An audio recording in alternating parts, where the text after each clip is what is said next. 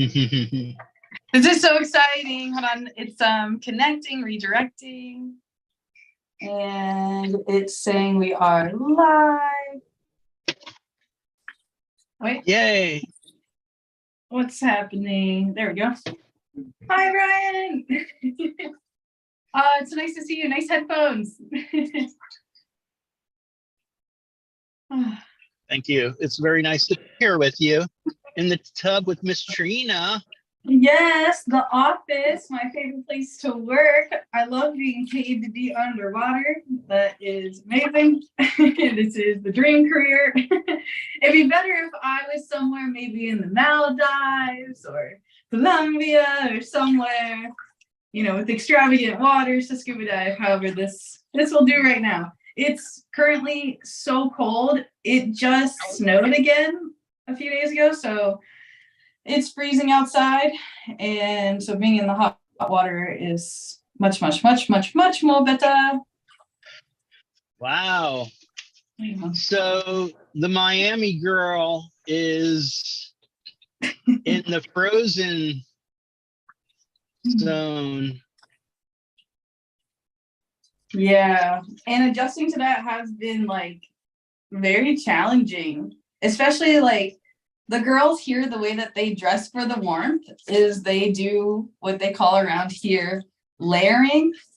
So they're like, imagine that I'm wearing like 3 t-shirts, 2 pairs of pants, and the wind is so strong here.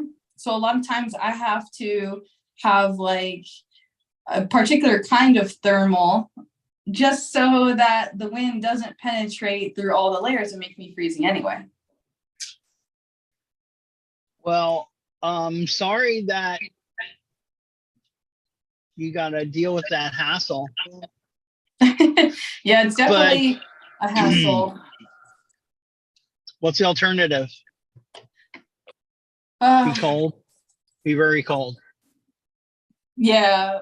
Well, there's also like the growth period. You're the perfect person to talk about this, right? It's like I'm put into these extreme conditions, basically, you know, for like so many years of my life, like 29 years of my life, I lived in Florida. And so I had no education and no awareness of what it's like to be in states that have seasons. So I didn't know the changing of the leaves. I didn't experience snow ever before. My friend, I did not even know and realize that snow is wet. I was like that out of the loop in child life. Okay, so it's just that's not adorable. It's kind of precious. It is, and at the same time, it's like also like, how dare I not know this already? But it's funny because when you hear the story from other people also were never told that, you know, the snow, you're gonna get wet as the snow is falling, and it would make sense, right? Like if you actually think about it, that it's rain, it's just frozen rain, so of course you're gonna get wet. But at the same time, I just didn't know. Yeah, so do you want to talk about metaphors now? I love when you bring up metaphors. I would love to know your metaphor about my cutting of my finger all the time. What's the metaphor in that? Wow. So I'm open. I'll be quiet for a minute because I want to hear you and let you speak into this. All the things, by the way. So feel free to go on both different topics. Yeah. Well, the reason I brought it up was that,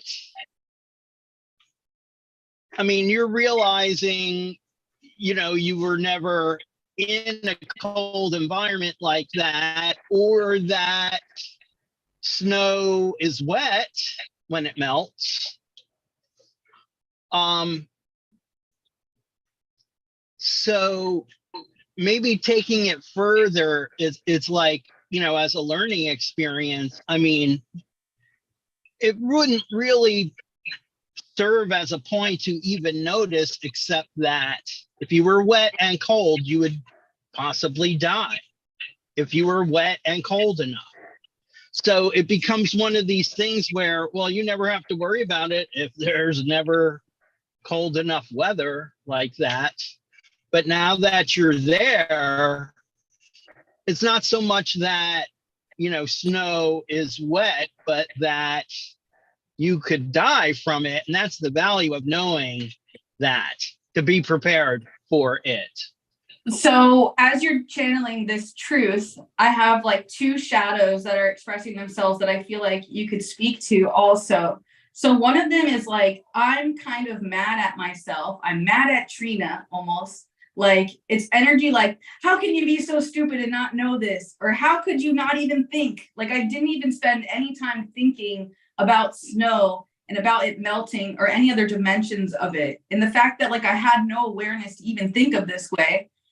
And then like the other energy or the feels is like the exposure energy, right? Like I've never been exposed. And now that I'm in the exposure of the hazardous thing, it becomes terrifying, or there's all these childlike emotions and this vulnerability and growth process. And so it's very uncomfortable. And I'm learning many things the hard way. Like you'll be in the house, right? You have the heater on, right? Let's say you have the heater on, they gotta have the heater on. And I'm going outside thinking that I'm dressed enough to go outside, but only by going outside do I learn, oh my God, it's colder in this city where I'm working today. Oh my God, this job requires me to do this outside for landscaping or for cleaning or this or that. And I didn't have enough layers on, or I got my jacket wet or dirty and now I don't have a backup jacket. So like you learn to like condition and prepare for these situations. And it's sometimes alarming for me to try to like think of all these things, you know, because I've been in for example, also it's a very wet state here, right? Like it's always raining. And so a lot of times I don't have a raincoat and I'm not really expecting it to rain. And then like it's raining so softly that you don't even think about it, right? But then before you know it, when you're working outside, suddenly I'm soaked. And not only am I soaked, but I'm freezing because it's cold, you know? So there's like a couple different dimensions of this, of going into the pain and the growing pains of learning things the hard way. And then feeling so vulnerable. That's the only feeling that I can describe is like vulnerable. Like I'm young and I'm dumb is what it feels like sometimes. Because I'm just like, because I feel like I'm in ignorance. And then I have this shadow of sometimes beating myself up for that ignorance and being really hard on myself, you know? So I'm trying to learn how to communicate and work with me and motivate me without using that kind of past language, Brian. And like kind of unraveling that is tumultuous. It's like a bunch of cords tangled together and I'm trying to undo all the knots and things. And for me, sensory overload, dude. Super sensory overload. Okay.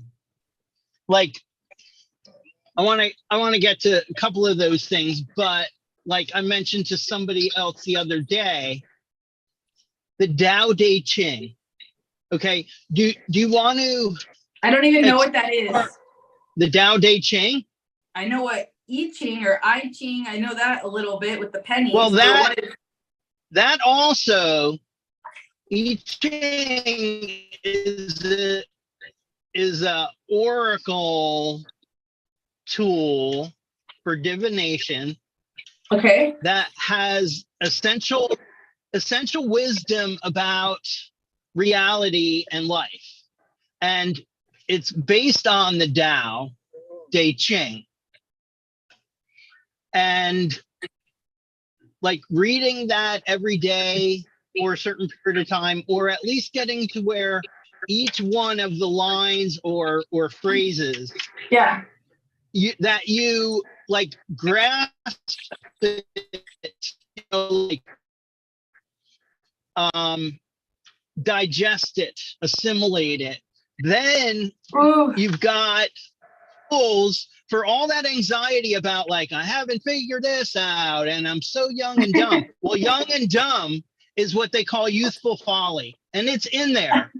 And if you look it up, you read it, youthful folly. Well, you know, it can happen at any age.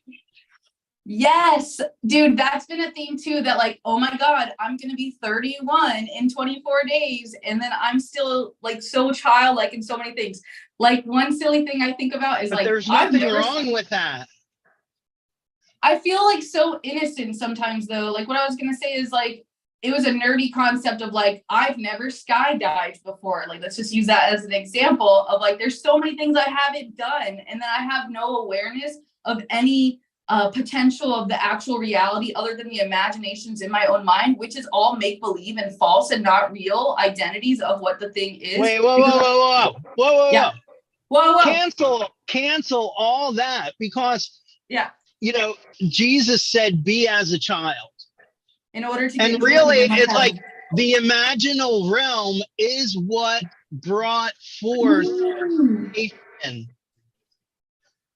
It's really that your imagination is what makes the world real. Well, People don't understand that. I mean, it's counterintuitive. Well, for me, But the shadow. Go ahead. It's being in the state that you were as a child, where you were just true to yourself and open to what you were experiencing without others interpreting it for you or telling you how to interpret it. Okay, so that's the shadow. It's like sometimes culture or society has told me like certain ideas, right? And that these are subconscious paradigms that on a subconscious automatic level I'm believing, right? And then because I'm believing this lie, which is not true, right? Or like I'm believing it to an extent where it's harmful to me. Michael. Huh? He can't hear you because I got the earphone. Oh yeah. I can maybe. He sees me. He waved to me. I'm happy. He did. Yeah, he saw me talking and he wanted to get in on it, but I kind of missed a little bit of what you were saying. So could you just back up a little bit and give me another So what I'm saying is, like, I have belief systems that are not invented by my own, that are suggested to me by the culture or the environments that I've been in, or society, or, you know, my family, or just people I've been surrounded by. And when I believe these, I can't always recognize that they are limiting belief systems. Like, for example, let's say I want to like make some up. Like some of them is like, I can't have it all. I can't have both. Or certain things like this, right? But because I believe that, it becomes my reality. And that's my make-believe and what I'm allowing to be true. So therefore, I'm not holding a space of allowance or receiving of having the opposite, that I can have both, that I can be successful and I can not have to work really, really hard or something like that, that I don't have to grind myself to the bones. Or there's a couple other ones, you know, like money doesn't grow on trees. Like there's some of them that are like very common and societal projections. So we believe these structures and systems and they become like strongholds over our bodies, mentally, spiritually, and, you know, just all the different dimensions, all the things. Like I almost want to call them all out: mental, spiritual, emotional, and physical, right? And so like, some of these things are like eternal things. So if we can heal within ourselves, it can heal the collective. If I can resonate to a different frequency of saying, I can be happy right now without any changes, right? However, sometimes the subconscious mind will say, I can only be happy if I have a lover. And the culture and society pushes for that, right? Like we have this societal conditioning of a holiday of Lupercalia, or Valentine's Day, which is 12 days away. And so when people are framing their lives and looking at their lives in this limited belief of that I am meaningless because I have no significant other, that creates like even more self-depreciating narratives. And because we have that limited make-believe thought, I'm living out a reality of make-believe that I have made into my belief and my reality because of these subliminal hijacks that's happening.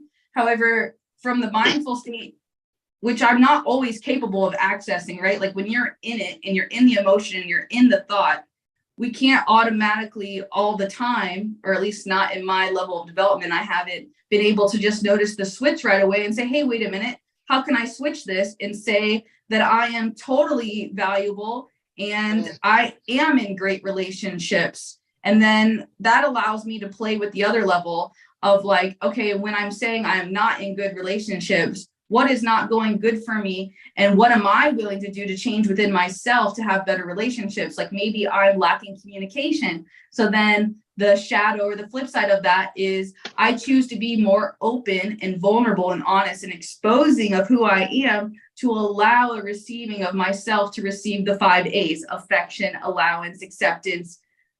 I want to memorize them so badly. Can you tell? Come on, Brian, help me out. Let's try to go over them. Name them. Affection. Yeah, right. Attention. Attention. Thank you. I don't necessarily know them alphabetically, but yeah, me neither. there is acknowledgement, acceptance, and allowance. And affection and acceptance. I'm sorry. Tell you what, when you get out of the tub, grab a piece of paper and write them down and keep it on your desk. I have this new dream for testimony in the tub. I put on my Amazon wish list some dry erase markers. And what I want to do is I want to like make this my chalkboard. Cool. Yeah. Good idea. Notes. Yeah. Like, yeah. It'd be like a chalkboard. Well, I don't want to get away from what you were literally asking, but also like in a bigger way, everything that you're talking about is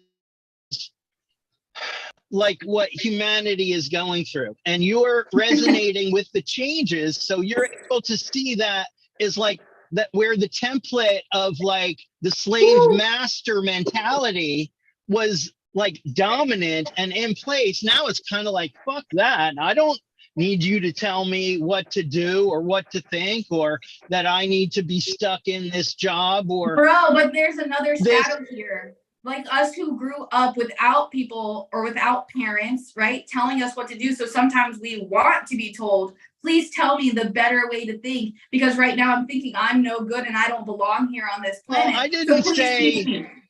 I didn't say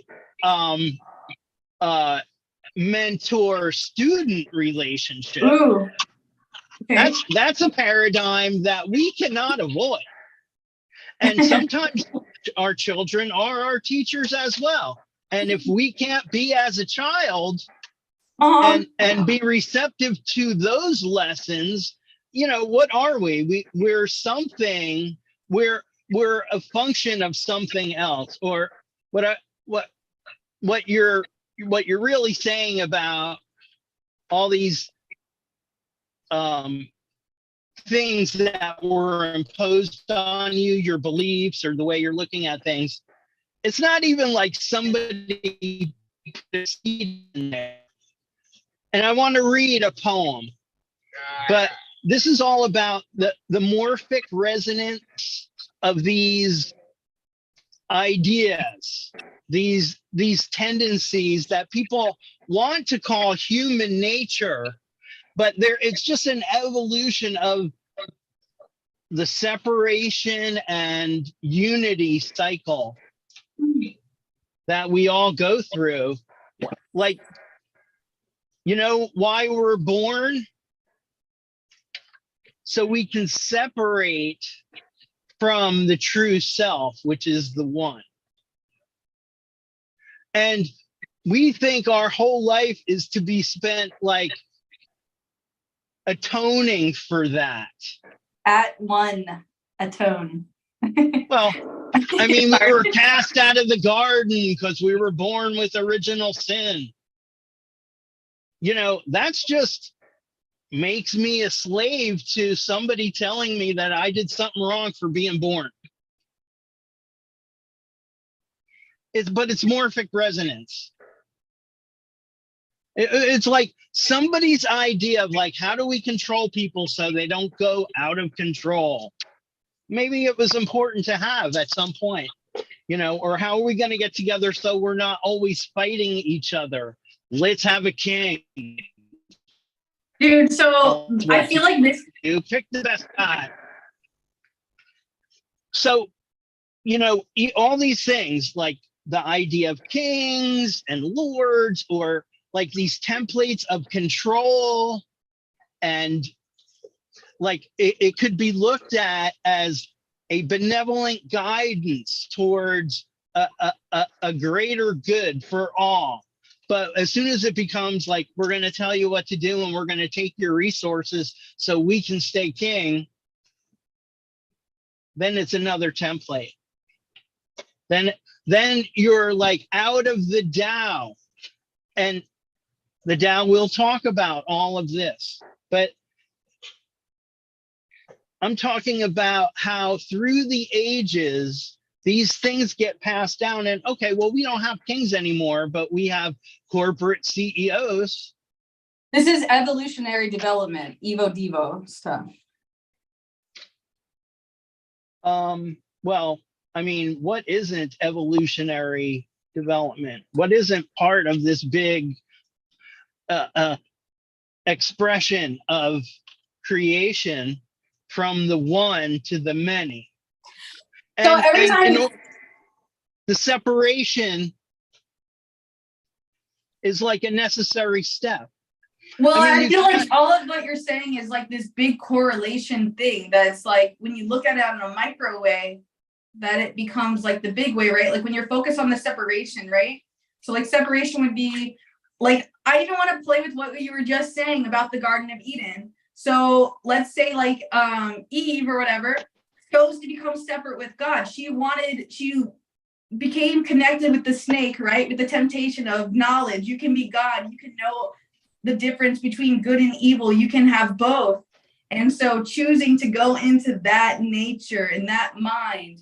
And then I feel like we do that as a society too. Like we start to worship ourselves, try to control others by thinking we are separate from others and that we don't want the same things or that we don't need the same things. And then by hold on a second. Hold on a second. Yeah. Because if you just explain to me how confused you are about everything, then I'll be confused too. True. Well, we share that, right? That's like co-regulation of each other, and we're like harvesting thoughts and ideas and allowing. I mean, I might be able to compose of something that will sound rational, be rational, may actually be the thing that you need to hear. But if you're still in the morphic resonance, okay, dude, you used that word so many times. Okay, let's pull a princess right here. But if all right, I'm gonna use the word that they mean? You keep using that word. I don't know if you know what that word means. I don't know what that word means. What does that word mean? Does that mean vibration? Right, I just want to read this poem. Okay. But I hope think you can of it what as the word means. This is a better this poem is really about morphic resonance. It doesn't really rhyme, but just let me. All right. We are born into the world as leaves fall into streams. Our lives are as flowing streams among other lives as streams. The blood in your veins, the cars on the road, the people at the checkout are all streams. We perceive actual streams and use them as metaphors, among other things. We see these streams, but we don't see these streams as they flow underground. We don't see the air and moisture that flows above the stream. We don't see how the invisible, interactive, and part of the invisible creates the weather, the forest, the valley, the sky, everything. We flow as a river, visible with invisible. We don't see the flowing of currents above and below our awareness. Or do we? Can we acknowledge the invisible flow of language, of dream, of story, of ancestry, of celestial contemplation and earthly desire? Can we embrace our singularity? so as to know our beingness as one? Can we be in harmony in the world as the world is in harmony in us? Are we or are we not the creation and the creator? Are we not the moon, the world, the galaxy, the polyverse, as a single soul on an isolated planet in an obscure solar system in a run-of-the-mill galaxy? Are there invisible streams from above and below that explicitly contradict the truth about the interplay of the seen and the unseen, the known and the known, the said and the unsaid?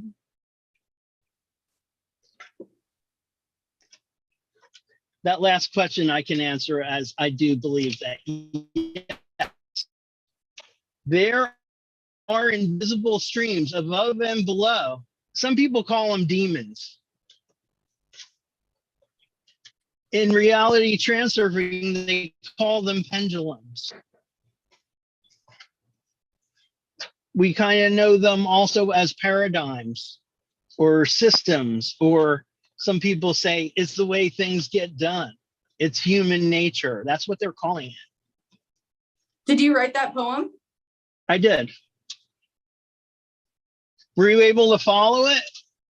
Partially, like certain parts hit in different ways, and my brain also started to drift in another way of like, because you were talking about expanding larger, and I've been having this thought lately, Brian, about like getting really small, like micro particles, and particularly about how like cells are constantly like ripping apart from each other, and also like mating, you can say, or co-creating together and combining cells. And so since that's happening on like the microcosmic or micro nature of life, that like I'm imagining that's what we are as people, and like it just like expands outside of us, and that's everything like expanding in that way and fighting itself, tearing itself apart. Old parts are dying, and then there's like cellular regeneration. Yeah.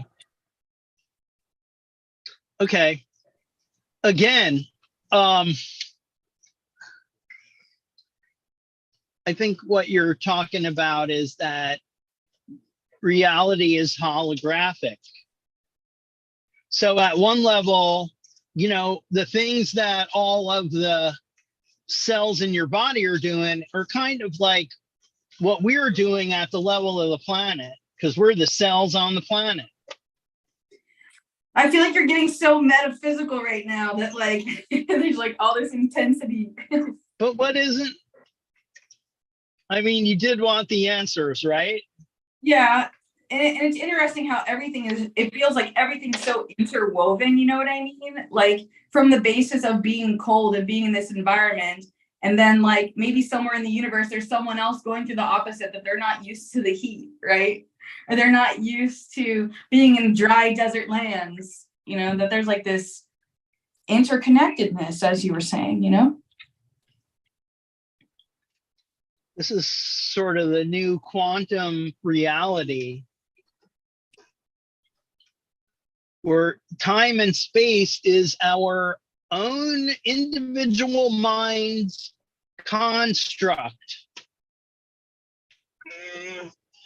so that we can form a frame of reference with all the other individualized beings that are inhabiting this realm. Seen and unseen. Seen and unseen. So I think implying like that the unseen realms may actually be beyond time and space. The currents that run underground, you know, because really it's just the river is the water bubbling up to the top. on its way back to the ocean. But it would So, be like, underground if there wasn't enough water. There'd still potentially be water running underground, but we wouldn't see it. I mean, there is water underground that we don't see, but I'm saying the flow of the river that's underground. Yes. So that now the metaphor is that, you know, we think we see the world and the things that we know are known, but we don't know what we don't know. And, you know, they talk about heaven or they talk about other dimensions, whatever you want to call it. Well, what about more The simplified, like not being able to see oxygen in the air and yet here we are, live without it. Right? Well, I mean, if we're breaking it down to essential, like love came first and then there was light, because love emanates, and there was no other way to become separate than to emit something. Like that's the paternal impulse, to emit. And like light, like the life giver, the sun, or you know, the galactic central sun that spawned all the other stars. So I don't know, like your questions are good and they're important and you should work with them, but also try to get to a place, and I think the Tao Te Ching can help you with this. Why am I asking these questions? All right, something that comes to mind is that I wanted to talk to you about people that I see that are on the healing path, because, you know, they identified their dysfunction and trauma. They see it all around them, their trauma, however you want to label it, or whoever is responsible. So they're on the healing path, and something about that feels right. Like that's what they should be doing. And then they never really seem to quite get healed, because they're just more about being on the path than just simply allowing the healing. They'd rather be, huh? I was going to say, what about us being adjusted to the adjustments that have been made? Like, what if I'm adjusted to the dysfunction and that I don't feel normal unless I'm having these chaotic, big energy, stimulating, I don't even know what to call that. It's a word with an I. I don't know. But like that, like what about that kind of level where like unconsciously they're recreating the trauma because it's all that they know, and they don't feel normal or safe unless they are re-experiencing that anxiety, that turmoil, that trauma, that reconnection to that old thing. And also the fact that it's become part of their identity was another idea, that they identify themselves as the trauma. I was abused by my dad, I was abused by my mom, or whatever their story is that they say I am, and they feel on a deep feeling level of that in their case, their story, and they're sticking to it. Awesome.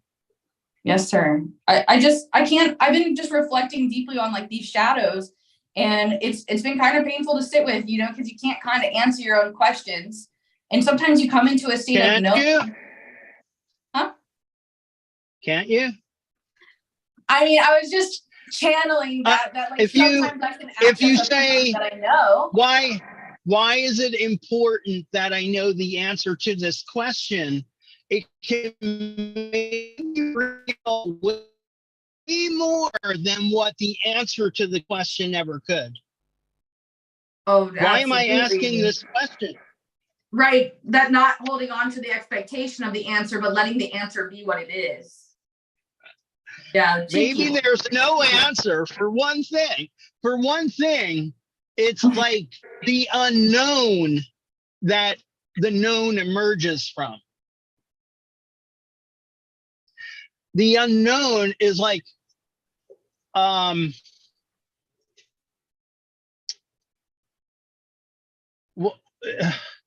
what do they call it? The The void. future, the uncertainty, the void of uncertainty. You could look at it like the best that's yet to come, rather than all the terrible things that could happen. What are you using your imagination for, Trina? Where is it going? Bro, I get so activated because what I notice is that like a lot of the things that I'm expecting out of people is a lot of times my past conditioning, right? Like this other person treated me really badly and hurt me in all these ways. So now I'm bracing myself, expecting and allowing, if you will, to have a recellular generation of that past previous expression to come at me again. And therefore I'm treating you that way. And what am I most likely to get if I'm treating you, expecting you, and holding space for you to only be this one version of yourself instead of being the authentic self that you are? All right. Okay. Okay. Yeah. See, what you're talking about is something that, like, you probably turned me on to the book that I read, and what I'm remembering that it said, because you probably wanted me to read this so I could tell you. Which book? Excuse me, hang on a second. Breathe, get some water. So, excuse me. Yes, sir. I'm having a little mud coffee over here. Oh, yummy. My adaptogens, yeah. Mm-hmm. Yes, please. You know, the universe is a feedback loop. Yeah. And if we get to a place where we're like a child and we're receptive to everything, honestly, that the universe is bringing to us, including every relationship, good or bad or ugly, you know, why is this in my face? Yeah. You know? And why is it so hard and difficult? And why is it that I am recreating this circumstance so that I can be triggered where my trauma was? Why are you doing that, Trina? Yes. Okay. So I love this question. Well, because I can't heal unless I'm activated. I have to be in the activation in order to evolve and be the new self. Okay, just wait. It's a feedback loop. Why is the universe showing you this movie? Let's say it's a waking dream, that the universe is taking all these other actors, or they're taking your consciousness and creating all these actors to play a role for you for some reason. You're doing lucid dreaming speaking. I'm going what? You're doing lucid dreaming speaking. Like that's how they talk about the lucid dream character. So it's really hardcore to hear you talking about reality in that contrast, right? Because reality is the dream also. Life is a waking dream. Have you seen Waking Life? Yes. Cool. I just watched it again. I love you. Years ago. Oh, let's watch it again. I love that movie. Yeah. Okay. It's fun. Okay, keep going. I'm listening. Well, I wanted you to come to the realization that it's about the opportunity in that moment that you're acting out and being triggered. Dude, also that you can notice it, so your inner child that's wounded comes to the forefront so you can embrace it, heal the energy, give that child the love that your parents couldn't give, and then lay that problem to rest. What, now that it's been brought to the light of day. Yeah, dude. So another thing that's been happening and that I'm noticing, like with people that I'm working with on the healing journey, that like, you know, we're like either the person's a healer too, and they're healing stuff, and we're just talking about this. And something that we noticed is that sometimes our partner or our friend, or, you know, just we'll call it a partner, the other person, that they are using us to recreate their past trauma. They are trying to push us into being that role. Like, let's say one of the roles is that someone spoke negatively to you about you. So then we will push people into that position, challenging and provoking them to become that person so that we can reassociate with that identity of that injured self that is playing out in our subconscious mind when that person's not there.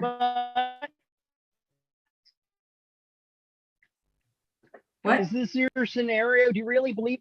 Because, like, didn't you love this person or this partner that, you know, weren't you like attracted to them? And wasn't there some reason why the love between you brought you to this place of your feedback loop?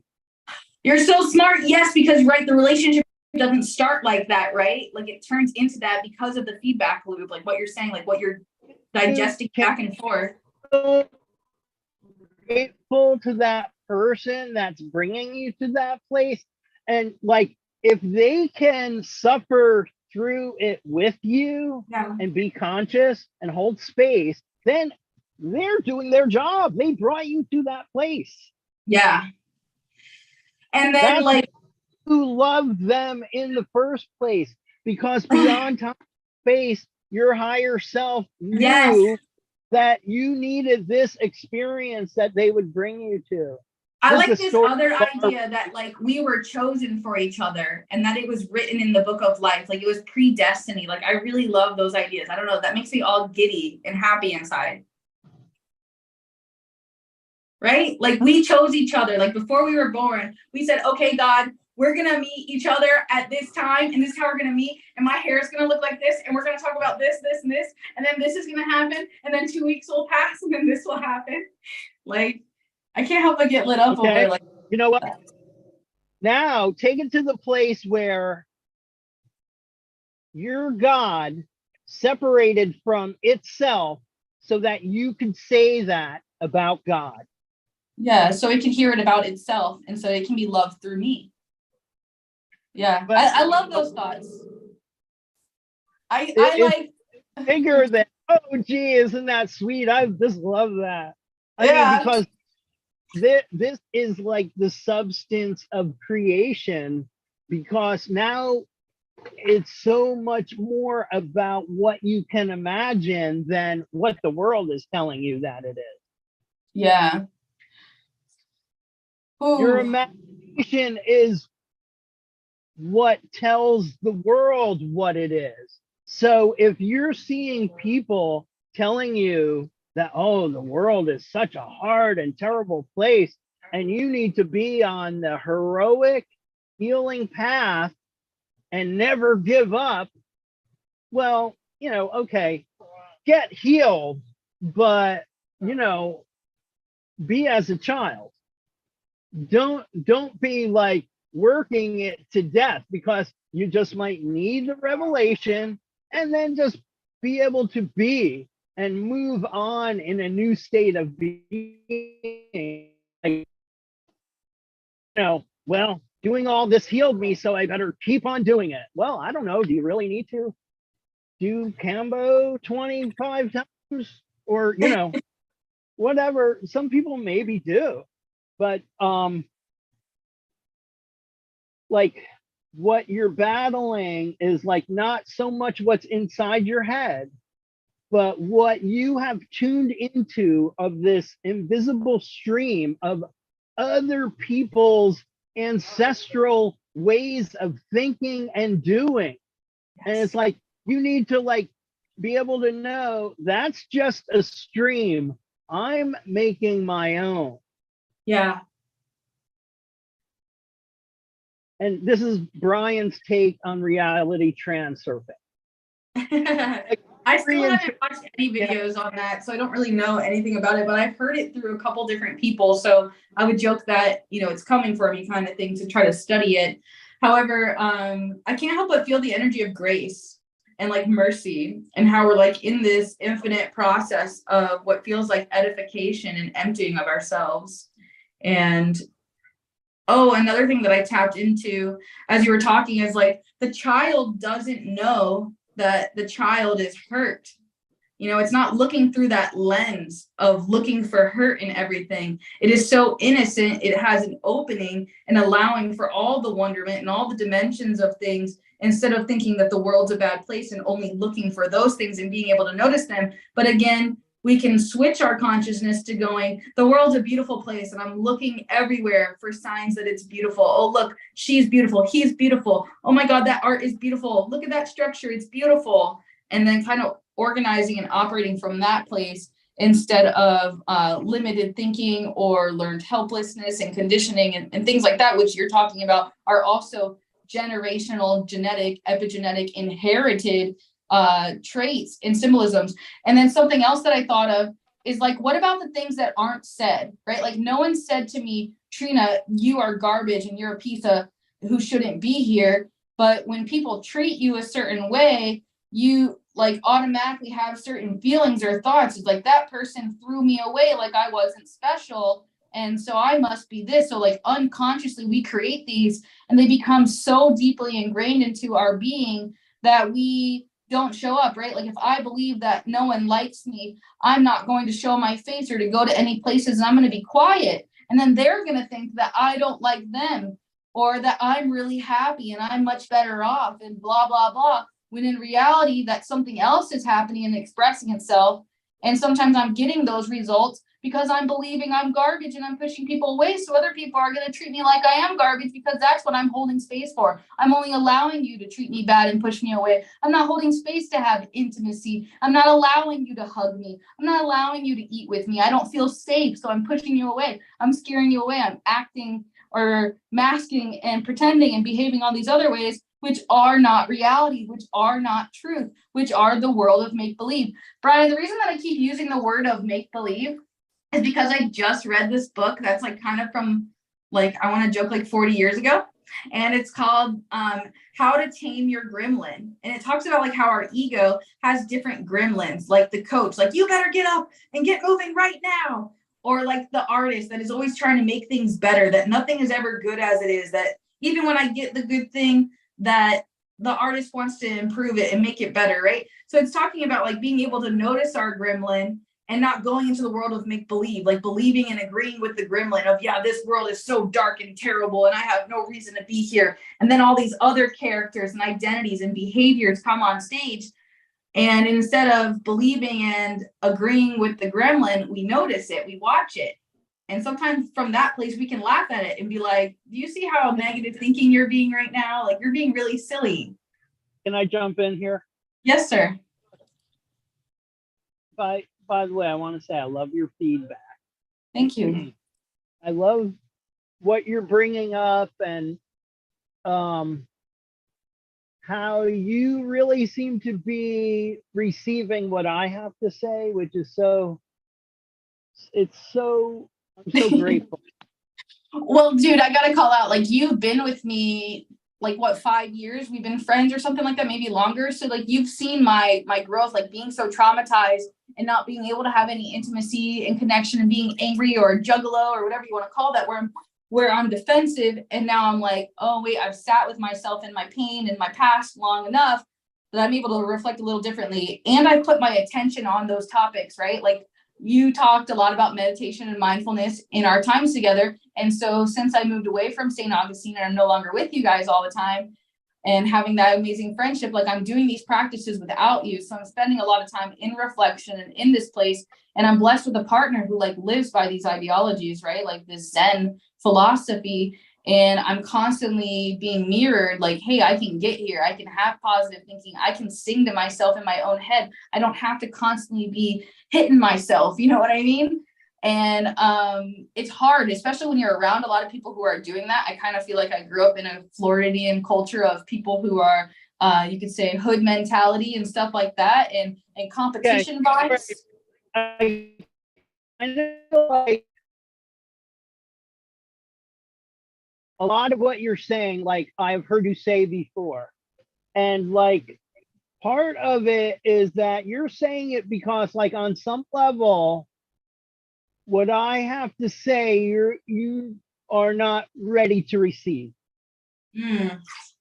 It's hard But to receive that I've evolved. Like, that was a really big thing, that like I've come so far and I'm in this place, I couldn't even accept a compliment. You could say that it's like, I still have work to do. Like, that's my gremlin, right? Like, yeah, well, I want to go back to that beautiful thing that you had. I think one of the earliest things you ever emailed to me, which was like I think it said Trina Reboot on it. It was something like through maybe Heather okay. or written thing. You said you had printed it out because Oh, dude, maybe you should resend it to me. But I definitely think that's what it is. I think I had a session with Heather, and about when she does it, writes it. Let me just get through this because I think it's important.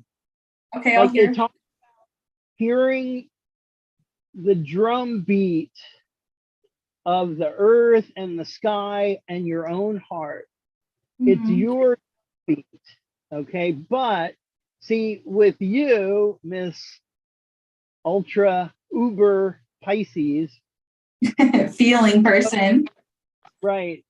Well, you just are able to connect with people in a way where, like, the lines are blurred in those psychic realms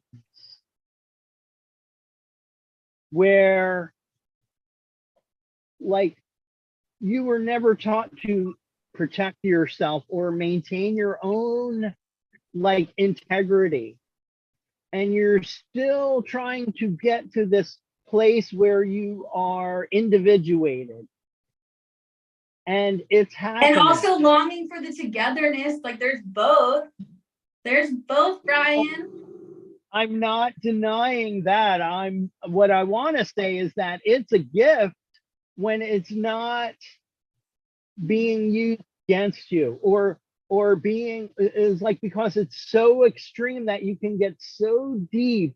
Like, see, what you're actually doing is diving deep into other people's morphic resonance. Unconscious mind. Yeah, where it's the hidden currents of ancestral intention or momentum on energetic and emotional levels. And so you're doing a Piscean kind of reintegration of it all. But you need to be conscious of it. It's like everything that you have been doing has put you in this very deep connection to all these places that other people are not able to go or be aware of. So, I mean, when I think about it, it's beautiful, and it's poetic, and it's like in service to God and humanity. And I don't know. I mean, I could not put it in those terms when I met you, but I knew that you were destined for something, and you may not gain notoriety for what this actually is that I can't even completely put into words, but you won't need to, because it's changing humanity, and we're doing this collectively, and our relationship, how we've buffered back and forth between each other, like this, but also energetically, I feel you in this other realm, and I, at my best places, kind of know what's going on for like a higher purpose. And so I just want to send you all the blessings on all of this, because it's the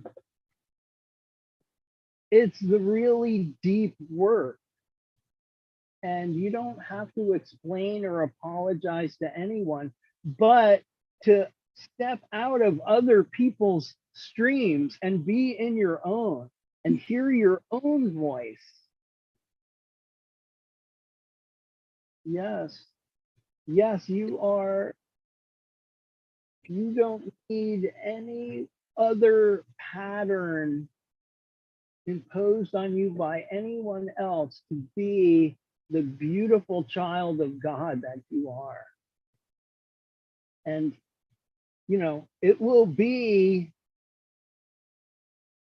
even more beautiful than it is, the evolution, you know, when we're all kind of free of these templates that, you know, have harmed our inner child, but really kept humanity down.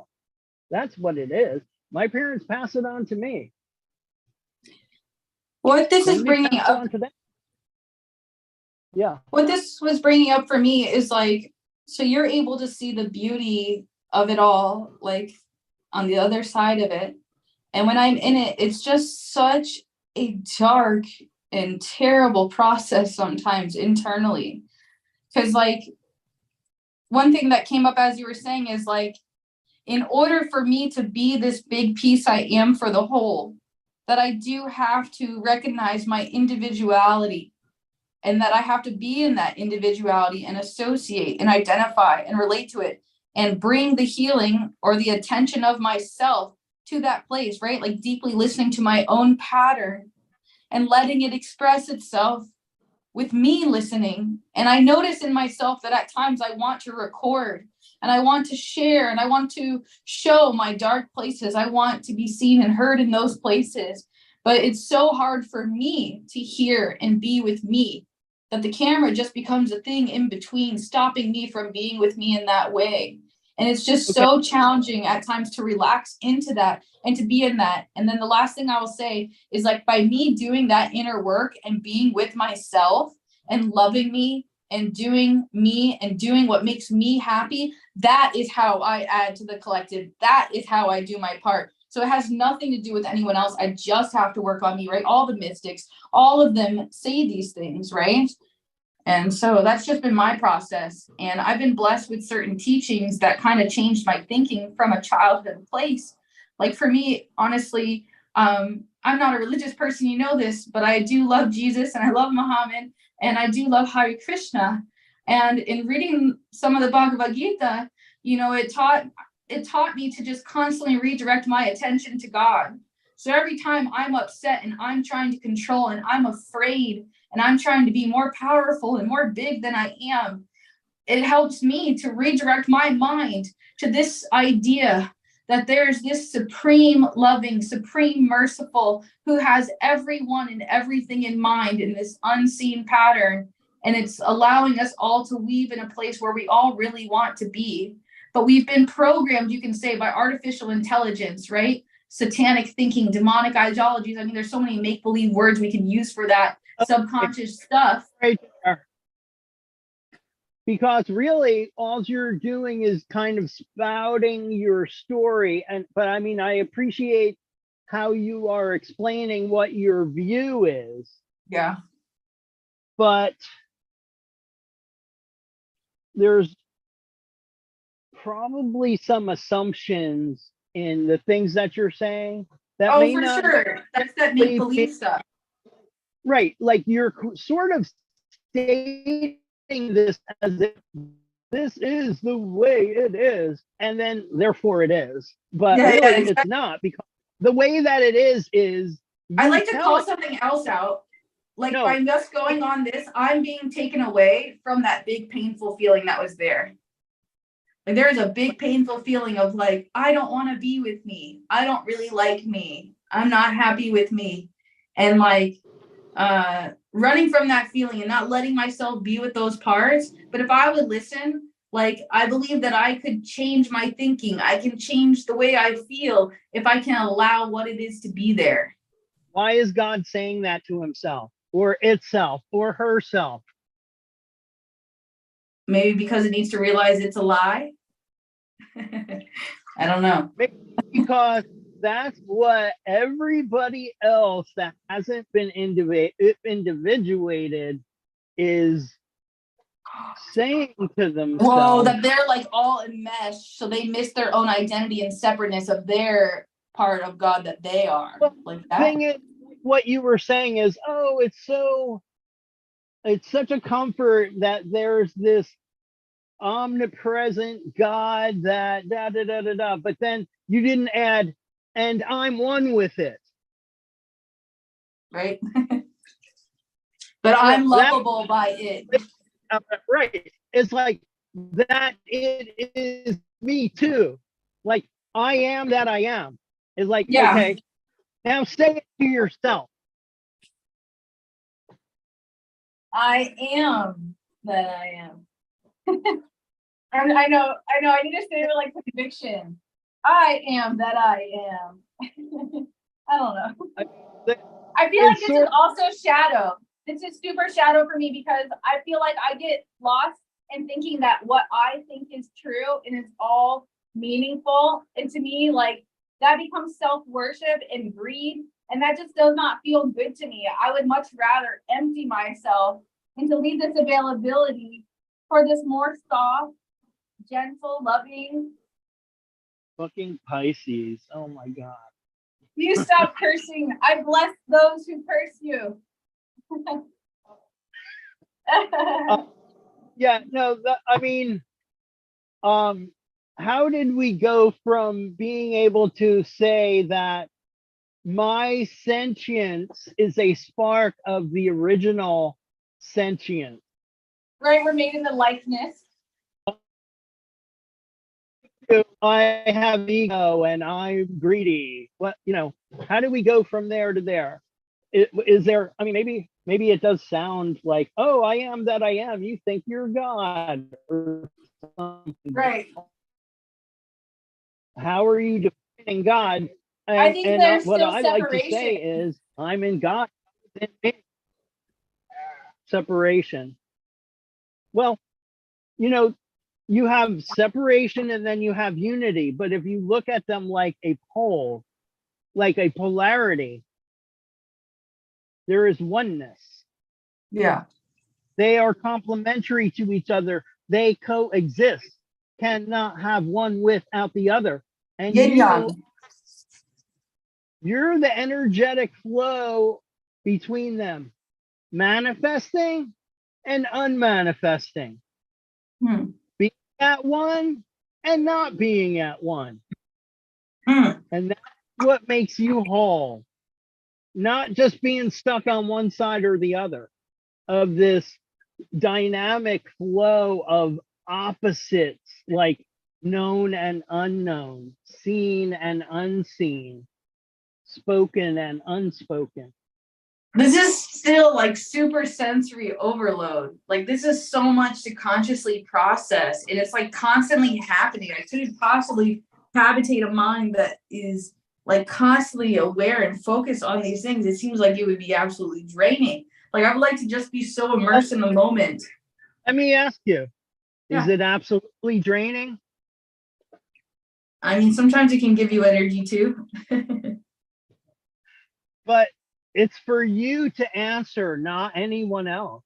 I always want to change the answer. So if I give an answer, I'm like, okay, how can I change that? What oh my God, this is a great conversation. I'm gonna have to watch it again.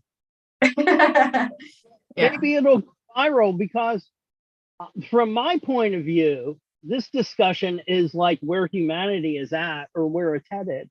And like the world needs to know this. Like, I don't know if I've encapsulated everything that everybody needs to know, but it's like the context of all of this and what you're going through and how consciousness raising this process has the potential to be. That's what the world needs. That's what our connection is about, the revealing of, you know, what morphic resonance is and what the templates are that have been holding back humanity, and how as we make our own new template and create our own new stream, we help others to get into a new stream by not playing into the old thing. You know, and it used to be just like, be a rebel. But if you're a rebel without a cause, it's pointless. But if you are rebelling against the evil templates that are holding down humanity to enslave them, you know, it's unconscious. This came out of the 1-2, you know, because it was supposed to be a control theory of like, we're going to make sure nobody gets out of line and wastes anything. But you know what? We're going to take a little bit on the side for ourselves because nobody can say anything about it anyway, because I'm the king. And it's just been that, like, you know, I'm more important than everyone else. Instead of all for one and one for all. That's like a what an axiom that I would say that is sort of like do unto others, the golden rule, as you would have them do unto you. All for God and God for all. Okay, but all is God, God is all. I mean, so is well, like God is all and God is one. For God, God for God. You know, you can't have the unity without the separation. So it's not like, let's not punish ourselves for being separated. Let's that we can be separate, singular points of perception of creation, and consciously and with free will know our oneness with it, creation and like our free will to reconnect with it, like that too. What? Like our free will to reconnect with it. Like we have free will to go back into not having separation. Like we have the choice to do that, or we can choose to be separate and to limit. Our free will comes in when we choose to not know our connection. To like not know our place and our position. Because, like if I know that I'm connected and I'm consciously there, well, maybe that's why I say, how about if I disconnect and forget that I'm connected, and then have to come through it so that I can use the world as a feedback loop to see the true diversity of the one. The true devotee is always connected and knows and is always conscious of the connection. The true devotee? True devotee. Devotee. Devotee. Like devotion. When you're in devotion, you are in constant awe of the interconnectedness. There's no forgetting of it. It is in your consciousness at all times. That the purification of your mind is always on this purification thought of like, we are one. Ahom and MITAKUYE, we are one. We are all related. We're all together. This is all interconnected. There is no separation. And then I'm living from that place. And because I'm not behaving in a way that there's separation, I'm not gathering any portion for me. Let's say that there is the intellectual awareness and embrace of that. Mm. And that there's a living in that could be very different, and you shouldn't really confuse the one with the other. All right, go over that one more time. What, you're like living it versus thinking it, or like, sorry. Yeah? The experience of Oh, like that, knowing it and being it versus just thinking it. that devotionalism. I mean, if you're one and in the Tao, you're not like, oh, I'm glad I read that book so that I know how to stay in the Tao, as opposed to, you know, what the alternative is. You know, you would just be blissfully unaware that there was anything that was outside of a natural order of connection with the Tao.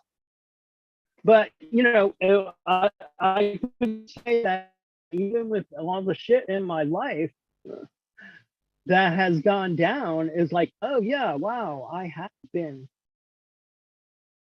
in the flow of the Tao because it's brought me here.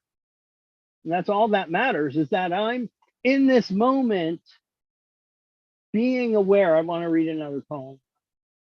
Okay. Can I? Yes. It's even shorter than that one, but Okay. I think it's even on the. Is it another poem you wrote? Yeah. Okay. There's You've been making a lot of art lately. Yeah. We should make one of your drawings your background pic on your Zoom one day. You could do that. Yeah, I know.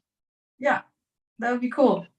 It's like when it's in the flow, I like to do things, you know, Yeah. and then I'm motivated. And today it was in the flow to talk to Trina.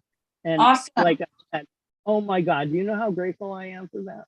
It's so nice to see you. I'd love to continue this conversation. I definitely have to get going soon, but please finish your poem and then we'll take it from there.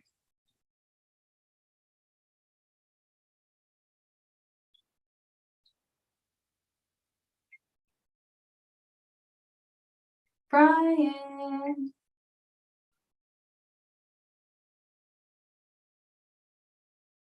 Brian. You are frozen.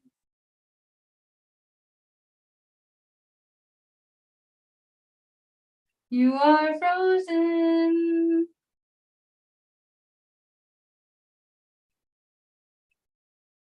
Oh, my darling. Oh, well, I guess this ends this live stream for today. I love you all so much. Thank you so much for joining us. If you would like to reach out and communicate with Brian, it is within your reach. I'm going to close this space with a blessing. I bless you with speaking life over each other, that you will not curse each other, that you will motivate each other and create inspiration and hope and faith within one another that they will achieve. I'm sending you my love, and I'm looking forward to the time that we have together next. I will attempt to surprise you again, as I always have, and I will look forward to our moments together. Thank you to those of you who have been subscribed. If you are interested in seeing to it that I am fed, I invite you to supply an offering so that I may convert this cash, this money, this offering into a meal for myself, my family, including my cat named George. However, I am not doing this for the purpose of receiving, so if you are not lit up with joy, with the idea to provide for me at this time while you can, while I am here, while I am alive, while you still can. Ho'oponopono.